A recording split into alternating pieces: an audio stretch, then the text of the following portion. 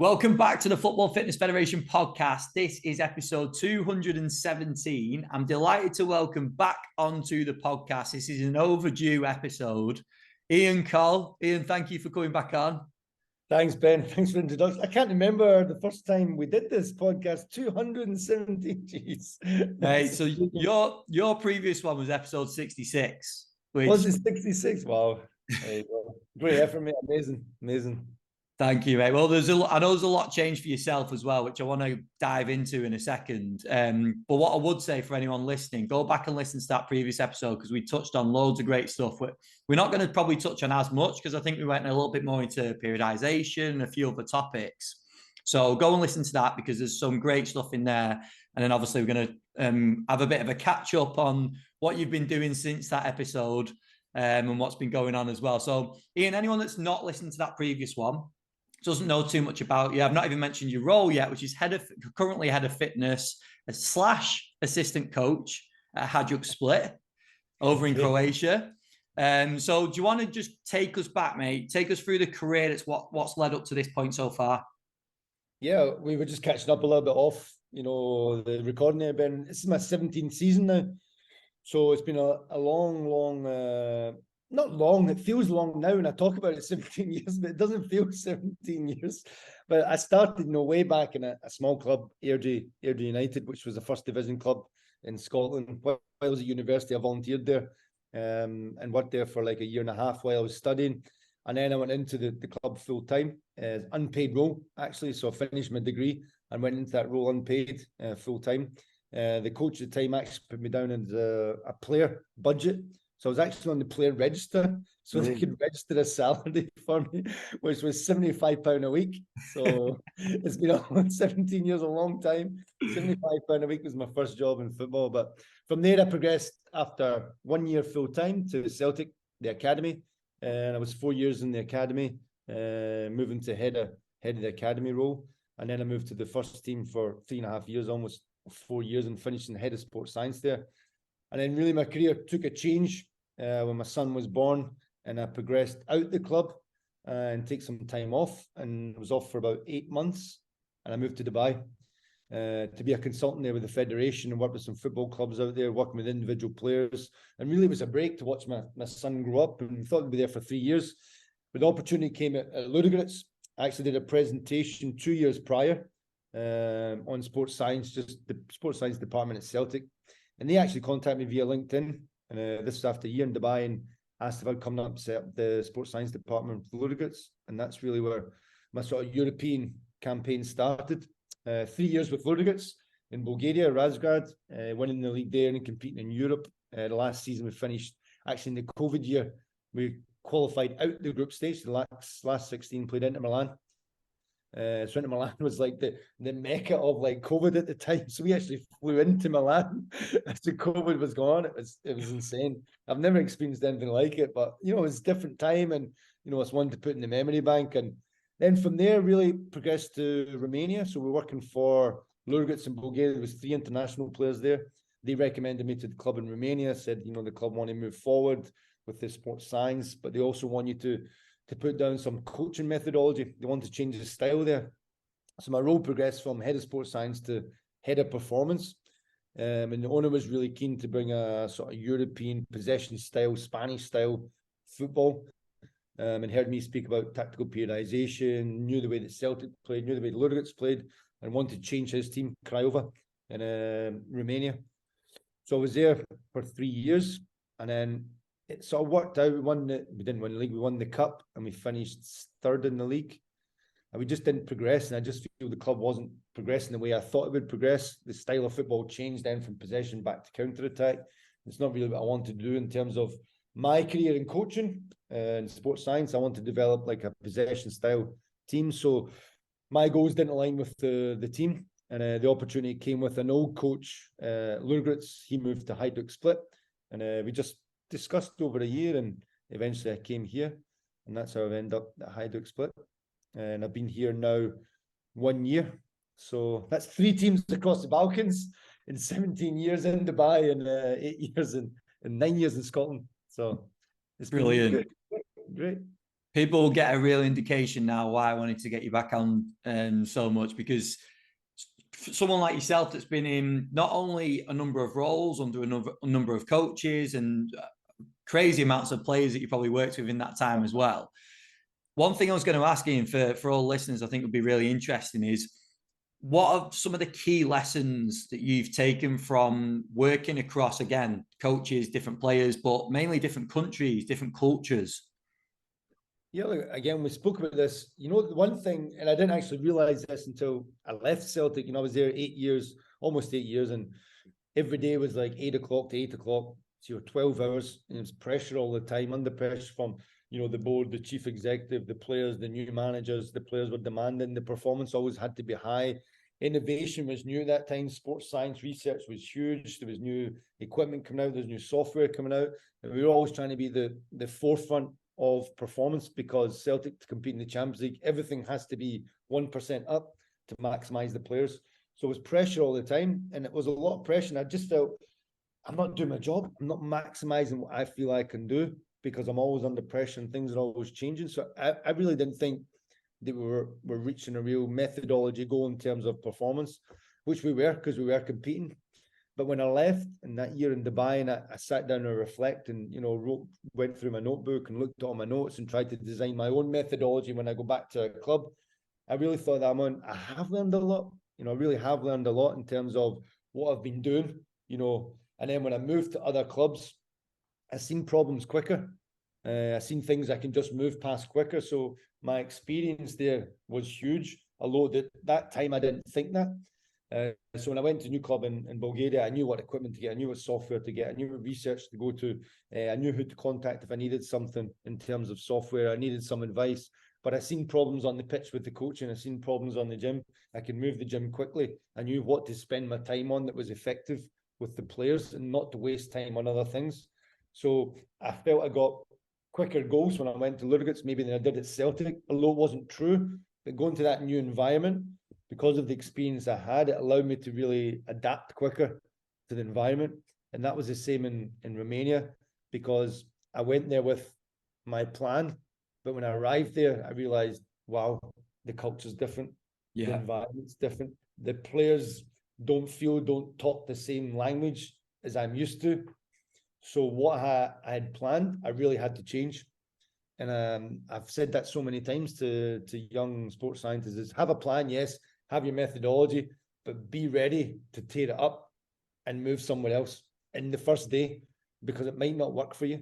You have to feel the moment, feel the environment, feel the players, get the feedback from all the people around, not just the football staff, football players. It could be the cleaner, it could be the chef, because they're the ones that speak to the players every day. They get feedback on the last 6 coaches that have been there, what the players like, what they don't like. You know, find out the players who will tell you the truth on day one, you know, and you can really trust them, build up relationships with them. So all this work at Celtic helped me and allowed me to do that through the experience, and that continued Bulgaria, Romania, and then now at Hadjuk.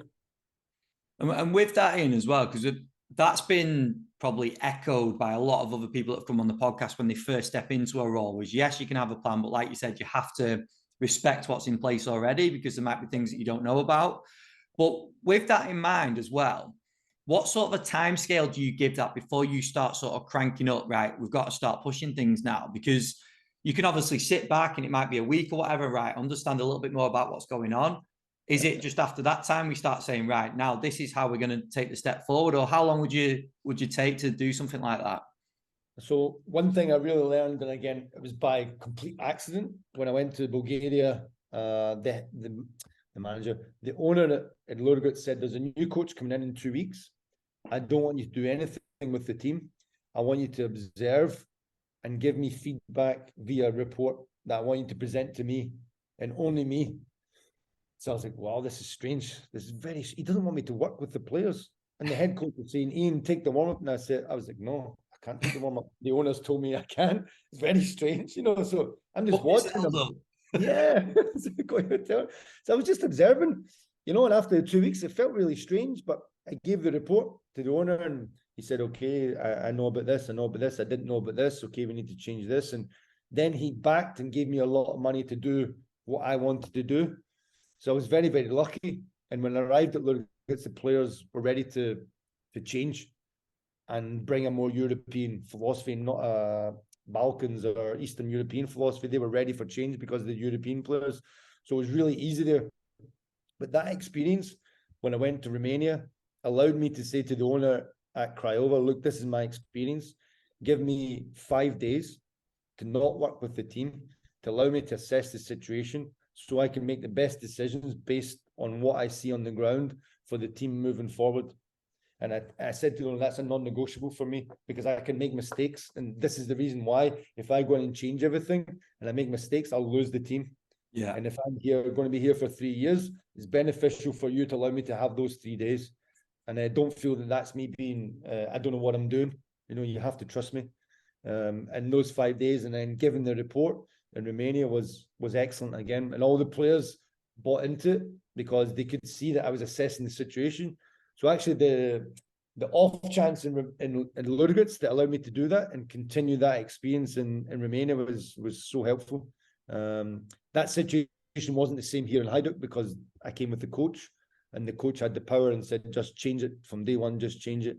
Let's deal with it. Let's speak to the players. Let's change it on day one.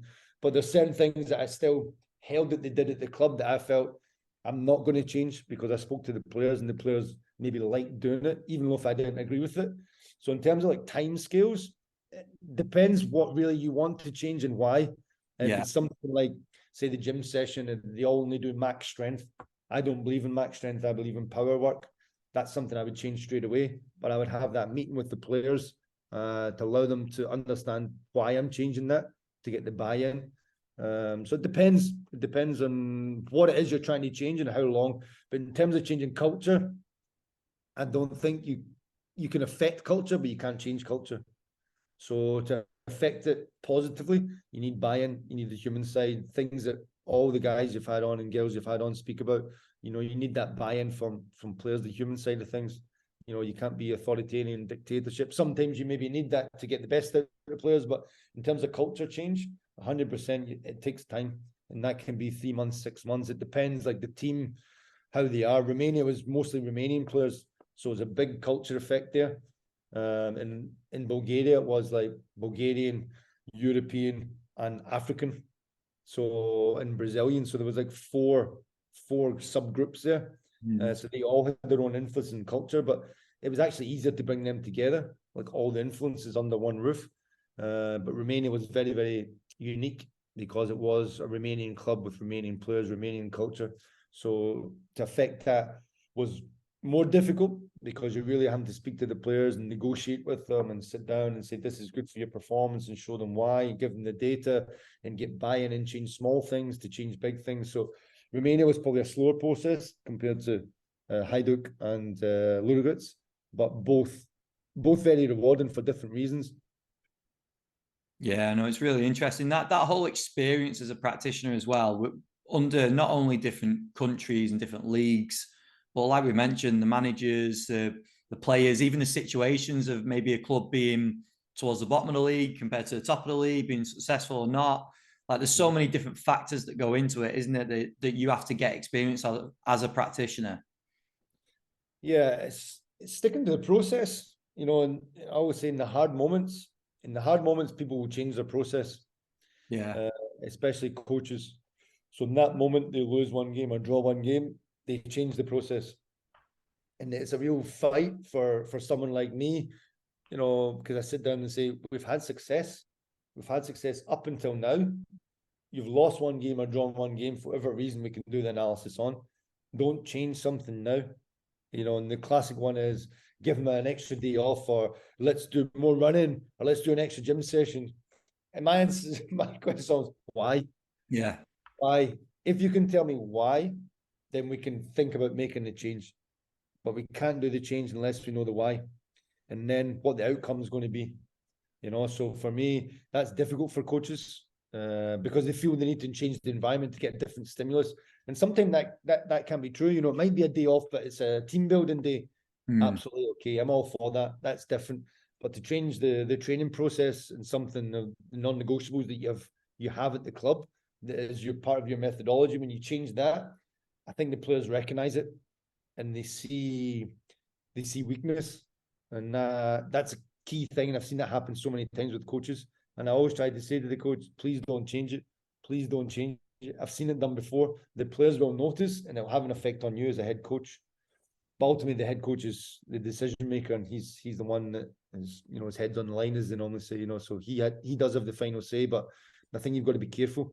And again, it's easy as a young practitioner, if we speak about young practitioner, goes abroad to work in a club, and they put down their methodology, and it's not going so well, and then they change it because the players want it changed. You lose, I don't want to say power, but you lose respect. You lose respect. And because you fought so hard to put that in place, and maybe the players are buying into it, but they're maybe still giving you a little bit of a hard time, because players will do that. But they've bought into it because they're doing it. And then when you change it under their pressure, it becomes very difficult for you. Very, very difficult. If we could touch on Arian, we just had a conversation before we recorded about this fine line between, with young practitioners mainly, but I suppose practitioners of all different sort of ages as well.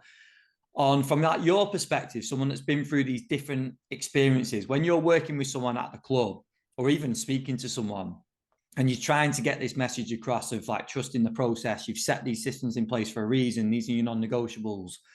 Well, then you get in this high stress environment, and people will change, won't they? How do you find the line of getting them to learn themselves and go through them experiences themselves, and maybe changing their approach and realizing it wasn't the right thing to do, against you saying, this is what you need to do and stick to it? Like, where's the balance for you with that? Oh, it's a good question. Again, I hate saying it, but it's situational. Everything's obviously situational. But I think if we're speaking about a methodology or something you fundamentally agree in that should be in the program. So, okay, let's take sprinting, let's take running. You do match day -2 because you believe the research says that I need to do match day -2, minimum of 3 sprints to protect the hamstring going into the game in 2 days' time. So that's your non-negotiable, and you believe in that, and you've done that for years. If you get to a club and you do that with the players, and this is a new routine for them, and give an instance, a player picks up a hamstring injury and now blames it on the sprinting that you've been doing, for the last couple of weeks. And the players have been telling the head coach that we don't like the sprinting, we get fatigued, because it's new for them. And then one player gets injured, there's a bad performance, and the players will then ultimately blame you because of sprinting, because they're trying to protect themselves. It happens all the time. Not all the players, but maybe 1, 2. For me, this is a non-negotiable. So that situation for me arises. There's 2 things for me. You haven't explained correctly to the head coach or the players the rationale for doing that methodology choice. So then you leave yourself wide open to be attacked, if you want, for better words, being attacked by players or people around, board members or sporting directors. So you leave yourself open. So that'd be the first one, to make sure that you really identify your methodology and the reason why you're doing it, and give that very clear to players and staff so you have support from them so it doesn't come back in the future. If it happens, then another scenario crops up, the manager says, I want to change it because the players are saying so, because they're saying they're tired. That becomes a lot harder for you as a practitioner to say, where am I going to go with this now? Because the head coach is making a decision. But if you believe that that injury or that performance wasn't down to the sprinting that you were doing, then I think you need to stay strong in terms of what you believe in and your philosophy. And I don't want to say die in your own sword, because you don't want to lose your job, but if you believe in that ultimately, then I think you do have to sort of be strong on it, and again try to not educate but give the reasons why you're doing it and why you're trying to help the players, and you don't believe that situation has affected the performance of the player negatively. It could have just been a occurrence on that day, and it could have happened whether you sprinted or not sprinted, and certainly the performance would not have been affected. So you have to sort of analyze what's happened, why, and really identify how you will communicate that in the future better, maybe from the insertion point of the methodology to the incident that happened, say. I think that's a great bit of advice. Yeah, I think that'll make sense to a lot of people as well, because it's a really good example, and obviously there's going to be other examples similar to that. But it does come down to, I suppose, the preparation beforehand, and then also it's picking the experience up to be able to create your methodologies and your non-negotiables, isn't it? Because that's something we've not touched on. You've got to have the experience in bank for you to have them in play, haven't you? Because as young practitioners, they're going to be developing all the time and creating this methodology.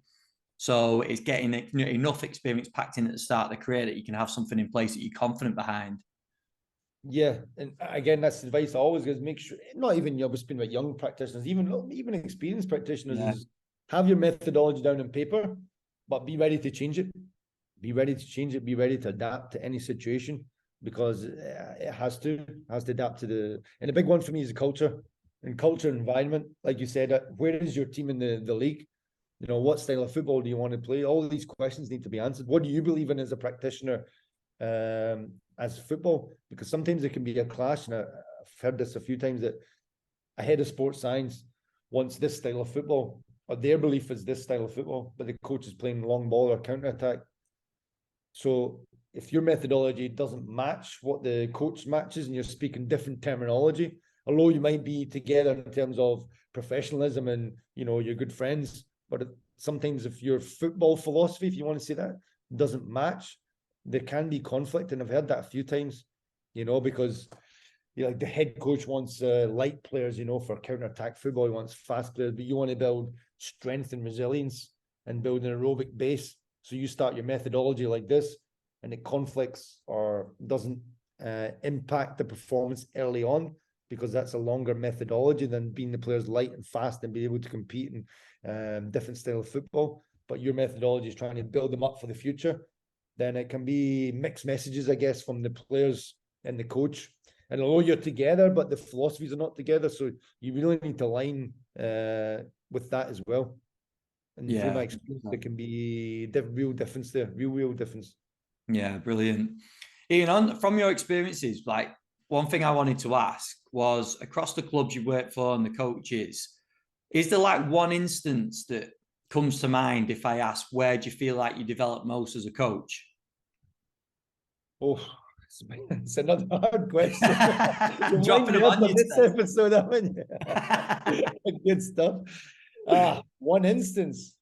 Or like it might be a season, it might be a 6-month period at a certain club under a certain manager, it might be working with a certain group of players that are in a certain situation. Like, is there anything that sort of jumps out, or is there a few in mind? I'm sure there is.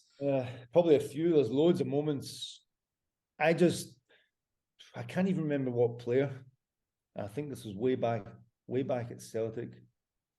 I think maybe my second last year. I'm trying to remember. I wouldn't say the player's name. From my own head, I'm trying to remember the player's name. But the player, I had the methodology for the gym and the pitch and the running and heart rate zones and GPS and everything. And I felt we were going the right direction, as I said. And, you know, we were doing good things. But I remember one player, you know, saying to me in the gym, it's just like, Ian, how will this help me perform in 2 days' time? And I was like, okay. And it was an injury prevention program. And I said, look, this, what we're doing today, will not help you for the match in 2 days' time, but it might help you in the future. And the player said to me, but can't I go to the pitch and work on the pitch with my coach and just do some individual work in my position, which will have some of these exercises within it, but with the ball? And I was like, yeah, you're right. And at that moment, I went home and I really thought about what I was doing. And this is what's led me to doing the Masters in tactical periodization, because I was so in science and hardcore science and strength and conditioning, trying to make the players fitter, faster, stronger. And I wasn't really thinking about the technical and tactical. And I know now it's more integrated, and people say they're doing, you know, they know more about tactics, but I think you have to go really, really deep as a sports scientist almost to get to the next layer, to understand football at a higher level, to really understand how you're trying to develop the players. So in this moment, I changed my approach to strength and conditioning in sports science, and I solely became a football-based practitioner. And I say to all the guys that I work with now, if you can explain to a player how that will make them better in the next performance, in the future performance, do not do that with the player. Do not do that exercise. Do not give them that shake. Do not do that stretch with them. If you can't explain to that player in that moment how that will make them better, it's better not do it. And that seems a bit maybe pie in the sky, but this became a big part of my methodology for myself, like a checklist. when I'm designing any program or any training drill now, as I progress into coaching, is if I can't explain to this player this drill or this movement, how it will make them better perform in their position under their context in the next match or the future, don't do it. And now for me, that's like my checklist. It's very, very simple, but to reach the answer to it becomes quite complex. It's such I hope that makes sense. No, it does. It does. I think it's such a key moment, that, isn't it? Because that's where the fact that you've been honest, I think the player would respect. Like, if you tried in that instance to be like, oh, it's going to do this, that, and the other, and basically just try and bullshit them, then they'll notice it, won't they? And just be like, oh, like, why am I doing this? Yeah, well, they just go out, do the work and go out to the gym and, call you every name under the sun, never come back. Yeah. Dodge you. Well, I think it's such a key point, isn't it? Because coaches will face instances like that a lot with players. And there's going to be some players that are probably more open to questioning things than others. But I think it's a great bit of advice that you have to be ready to have that conversation, because it's going to come at some point, isn't it? Yeah, for sure. And I actually use it now in the reverse to the players. In some instances, the player will say, I want to do max strength. I want to get stronger. And I'll say, why? And they'll say, because being strong is good. I can get quicker and, I can be better under challenges and, different scenarios they'll give. And I'll say, okay. And I said, but do you know your current strength level? No, I don't know my current strength level. And I'll be like, do you know how strong you need to be for football? They'll be like, no. So I try and get them to answer their own question and assess their own reason for doing that work, and maybe suggest something else, or maybe take their suggestion on, but make sure that they realize that within their context that this will make them better, or will it make them better, or haven't really thought about it. Or they just hear like, okay, if I do speed and agility 3 times a week, I'll become quicker on the pitch. Well, no, you won't, because there's no ball there. In my context, there's no ball there. There's no decision making there. So I don't believe you will. Doing max strength, I don't believe you will. If you get 250% of your body weight, you'll become a better football player or become more injury resistant.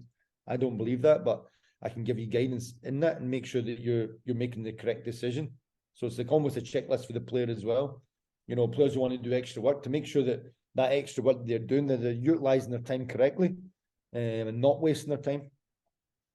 And you just said there about learning from players on their responses, and they can learn from themselves because they know a lot more than what they probably make out a lot of the time as well, don't they? When you start questioning it. Yeah, I mean, I think sometimes we're harsh on players and say, they're only football players and they're not intelligent. They don't have, and that's not true. That's not true. Their level of performance, we see football intelligence. So their level of football intelligence will help you as a practitioner. If there's a trust relationship there between you and the football player, which goes back to, we speak about it all the time, the human side and being open and honest with the player and being respectful, with you as well as the player being respectful back.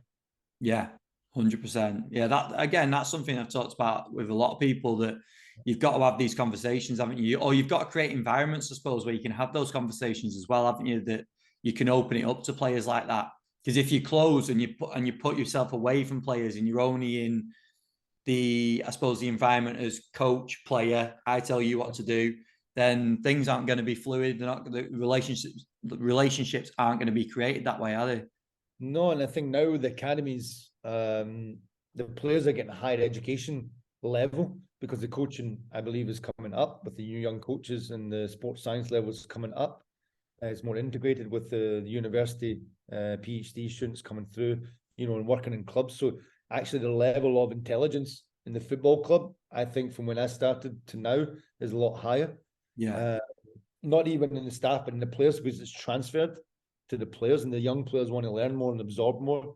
And it's one thing I've noticed here in Croatia, and actually I think I put a tweet last week, I think you've probably seen it, about Croatia being a small nation, but in the semi-final of the World Cup. Yeah. People saying, how's it possible, my own country, Scotland, 7 million people, how can we not compete with a nation like Croatia, who've got a lower population? And my assessment that is that the coaching, and maybe a bad thing to say, but I believe the coaching level is higher. Yeah. In terms of tactical work, tactical integration at the lower levels, they seem to have a higher intelligence and understanding of tactical formations, tactical systems, styles of play, how to combat styles of play if you play in a different formation. The level is actually higher than I believe in other countries. And they play multi-sports here, which I'm sure has been talked about loads of times. You know, the kids play 4 or 5 sports. My son's 7, you know, he's swimming, he's playing football, and he's playing tennis every night. Okay, the climate's different, but that level of sporting acumen is really, really high, and the competition is really, really high, and it's healthy. But in the football, the tactical relationship at the lower level and through their stage age is massive compared to back home. And I think that really has a big impact on the national team. And I think they are very, very competitive. They have good players, but they're very, very competitive. And you see that in games. You know, they're always defending, they're always attacking. They never go down in a moment, psychology. Yeah. Which I think is very, very interesting. Very, very interesting. Compared to Romania, in Bulgaria and the UK, I think it's a big, big difference in terms of the culture here. You're right. They're always there or thereabouts, aren't they? Like every tournament.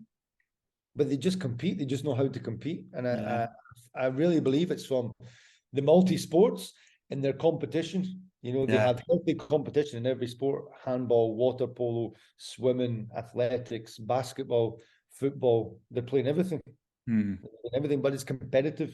You know, I know back home we're saying, you know, that competition, there should be no winners and losers, and this is a different maybe debate. I don't want to go down that rabbit hole, but I think it's a healthy debate to have in terms of, you know, it's got to be healthy competition. You know, it's got to be respectful and healthy. Yeah, no, 100%. No, as an Englishman, I won't mention anything about Scotland, Ian, but you could also get a slide comment in, because we are recording this days after being knocked out of the World Cup. No, I would never go down that. Never.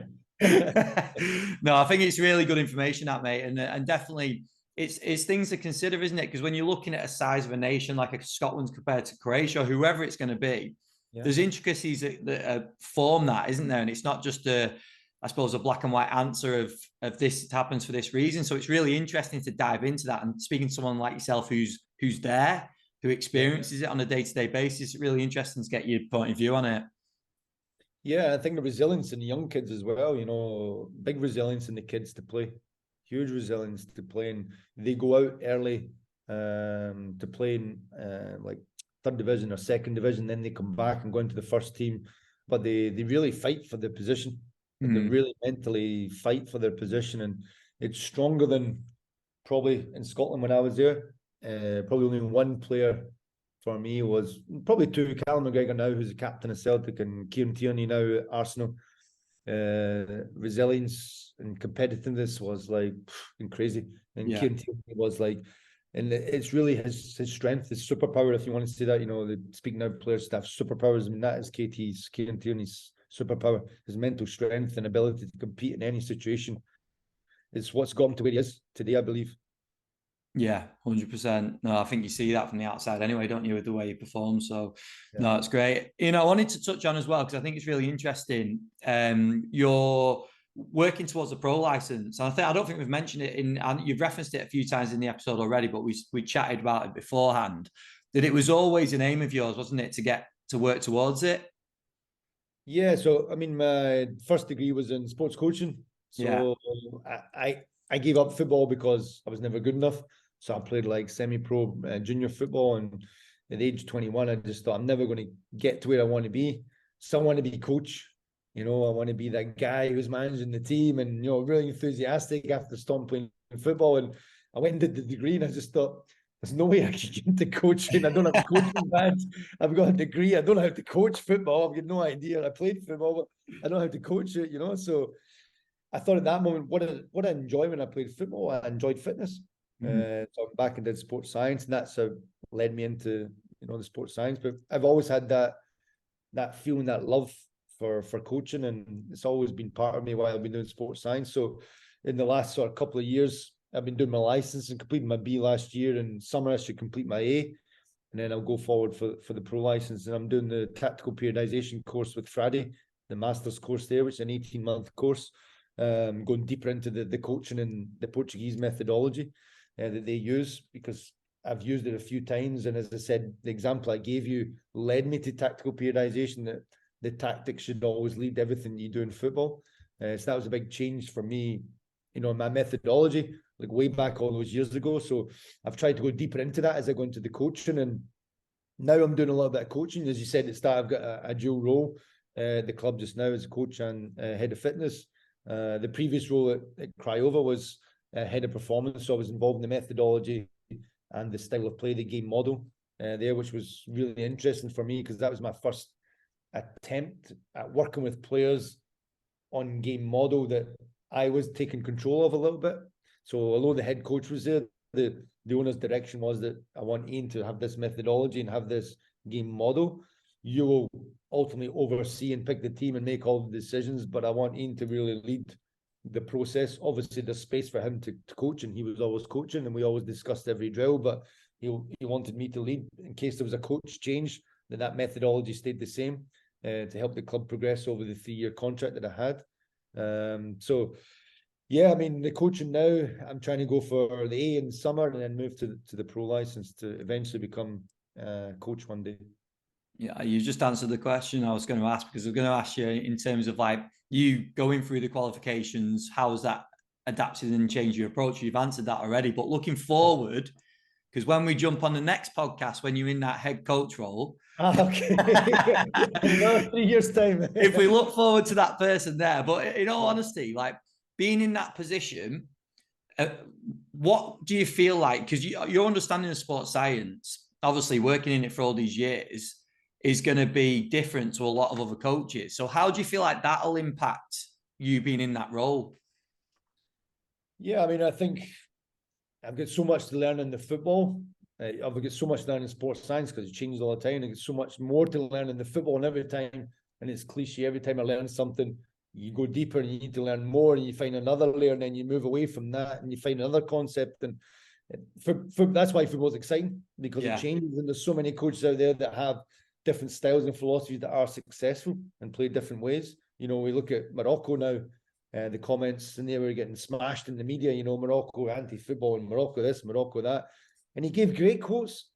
I think for me, I was thinking people need to reflect on football and what football is and how you win a game of football. And there's many different ways to do that, and how you want football to be played is not how I want football to be played, and how you perceive a player is not how I perceive a player. Yeah. So this is what makes it so exciting, and it's entertainment, and we switch on every night to watch it. So I think me as a coach, the sports science will help me maybe cut through a lot of moments that hopefully I can solve as a coach, or help the fitness coach that I'm working with, help guide the process to make the players better and not make mistakes. I think if I'm on top of the sort of sports science as I finish and move to coaching, because my methodology now is tactical periodization. So my impact on sports science, or what I feel the impact sports science can have, has gone down. I know that doesn't sound great because I'm still head of fitness, but the impact I believe I can have more in the tactical and the game model and the coaching side, I think can be greater for a team. Yeah. If that makes sense.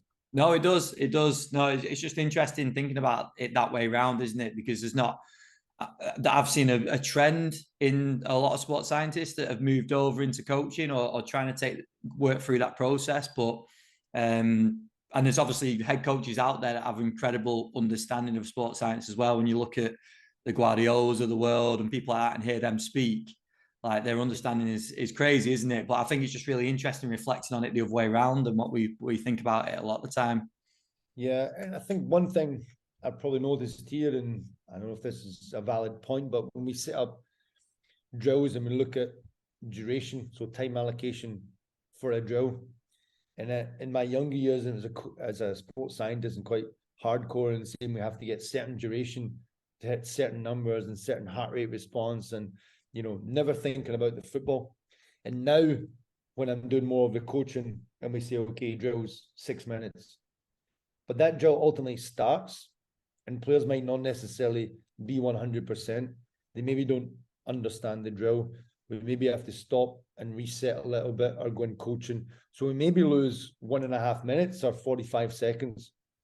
And then there'll be a moment that something else happened and you, the coach, want to step in and change. So then that impacts on the change and the duration of the time. But as a sports scientist, I say 6 minutes and that's it. It's just 6 Yeah. minutes because I know the heart rate response, I know the GPS, but you don't know the coaching, you don't Yeah. know the football action, you don't know the tactical component, you don't know what I'm trying to get out of the drill. So maybe that 6 minutes now is 9.5 minutes, and that maybe has an impact on the GPS load or the heart rate load.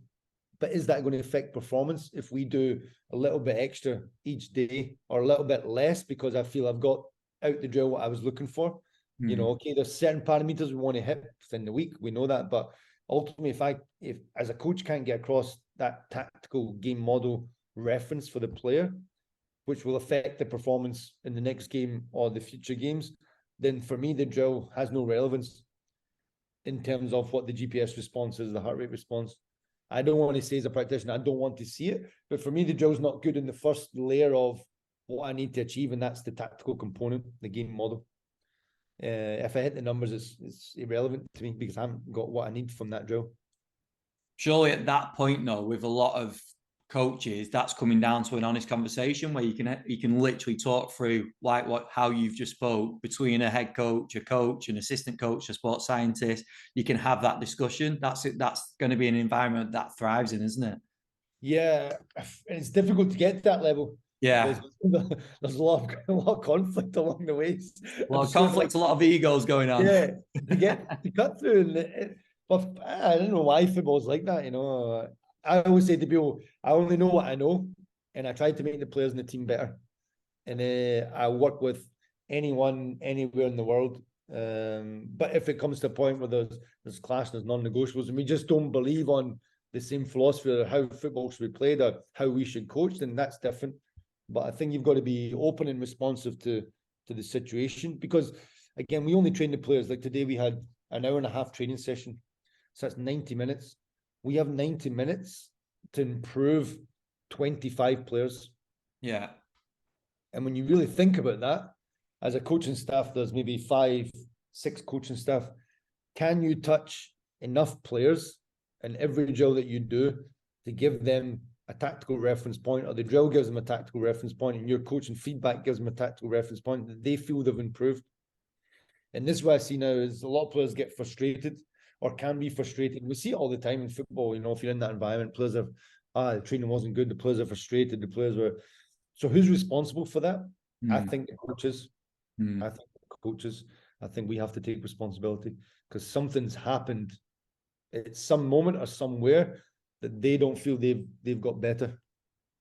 Again, it'll open up a whole different discussion, but I suppose that's where players, start to reach out for that more individual approach from either external practitioners or whoever it is, isn't it? Because they don't feel like they're getting that.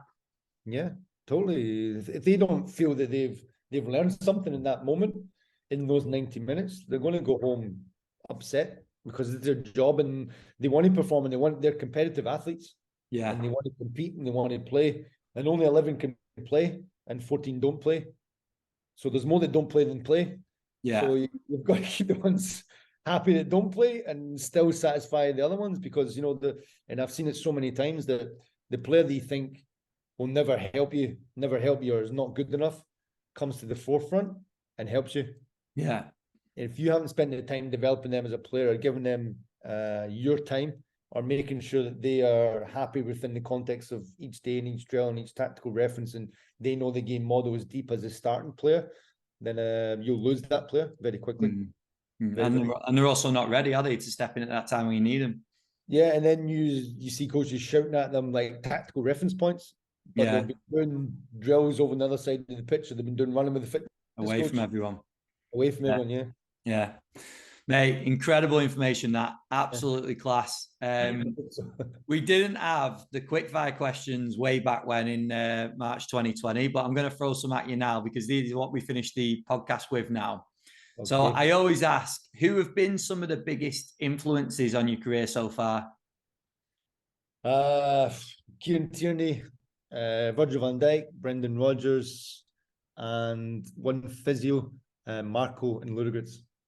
Marco awesome. Some names there, mate. Some names. Yeah. Class. What would you say is your biggest strength as a practitioner, Ian? Oh, maybe adaptability. Maybe adaptability could be. I hope so. I hope that's one. Yeah, awesome. And then if you were to speak to Ian, who was starting out in that voluntary role at Celtic, what would you say? What would you be your biggest bit of career advice? Don't do anything that you were going to do. Change everything that you did. I had this conversation the other day, I was like, I cannot believe the sessions I did at Celtic. I cannot believe. I'm not saying they weren't good, or I think they were good, but just in terms of philosophy and methodology, I just think, wow, I really did that. I really did do that. Well, then again, this comes to the point that we made, isn't it? I feel in a way you have to do that. And you have to have a time when you reflect, when you go, oh my God, I can't believe I did that. Because it makes you, one, appreciate what you're doing so much now and you're understanding now, but you learn so much along the way as well, don't you? Yeah, and sports science changes and football changes, Yeah. and I always say if you have a methodology, whether I agree or don't agree, if you're passionate and it's researched and you can deliver it, then go for it. And Yeah. you might think you've made a mistake along the way, you might not have, because there's guys doing some things that I did at Celtic are still doing them now that I think's a mistake, but they're being successful. Yeah. And their team's being successful. They're competing in Europe. So I can't say what they're doing is wrong. It's just for me, I don't think it's correct and I could have done better. So I always say, as long as you have your methodology written down, you have it researched, you're speaking to other practitioners, you have passion to deliver that, and you can communicate to the coaches and the players the reason why you're doing it for whatever it is. It can be you've got to do 100 press ups 3 times a week. As stupid as that may sound, but if that's your methodology and you really believe in that, then I think you've got to deliver it. Whether you might think it's a mistake in the future or not, you've got to have that passion and research and communication with people and be open and honest to deliver it the best you can. Yeah, 100%. Final one, mate. What's your approach to CPD, continue learning now? Obviously, you've got the licenses that you've been working through, but what's your general approach to continually progressing as a practitioner? I think we have to. It's fundamental, I mean, I'm moving to coaching now. As I said, I'm doing my license plus the tactical periodization with Friday, which is an 18-month course. And I speak to coaches all the time that I've worked with, and some coaches even in Brazil that I worked 2 months with at Ludogorets. I still speak to them constantly. I still go on courses. I still speak to and deliver on courses. So for me, we need to be open to go and listen to people. Even if you think that you don't believe in it, but go and listen and take something from it, because it might come back in the future that, well, I listened to that guy say that 18 months ago, and I know what he's talking about, and I believe in it or I don't believe in it, and these are the reasons why. And I think we really have to be, as practitioners, not only sports science, but as football, try to develop ourselves, because we're asking the players to develop. So we can't just stay here and the players go here. Like I said, I think the young players and young coaches and young staff coming up now are a higher level almost. Because their education is different. It's a different education system. So we have to now stay at the forefront. I hope I'm not going to put myself in this box of the old dinosaur, but we can't stay as a dinosaur, and the young guys have got all the knowledge, and we've stayed at the same methodology, our same reference point for so many years. Great advice. Ian, absolutely class, mate. If people want to reach out, you said about your Twitter before. Do you want to give the handle, or is there anywhere else that you want, or you direct people to go? Yeah, they can find me on Twitter. I actually don't even know my handle. I'm not like one of these Twitter. Search your name. We'll put it in the show notes as well. I think it's Ian Coll ATP, but you'll find me there, and you'll find me on LinkedIn. Okay. You'll find me on LinkedIn as well, mate. Ian Coll on LinkedIn. I use LinkedIn and Twitter. They can contact me. Anyone can reach out. I'm always open. Emails or phone calls to answer any questions or help someone out there. I feel it's important for me in my role, and with all those years, if I can help one person, it's great for me. It's a reward as well. It's not just about helping the players. Top class. I appreciate you coming back on, and fingers crossed for a Croatia win as well, because I'm sure that'll have a huge impact in the country. Yeah, it's crazy over here when they win games. It's people jumping in the water. It's madness. Yeah. It's great. It's great to really experience it. And as you mentioned before, I'm Scottish. And it's not normal for me to be celebrating World Cup wins. Again, that didn't come from me. 1998 was the last time. We played Brazil in the opening match. I remember it so clearly. It was great to get that experience, and just be part of the World Cup scene here. It's amazing. Yeah, fingers crossed, mate. And also best of luck for the rest of the season here. Thanks, Ben. Cheers for having us on, mate. Have a good one.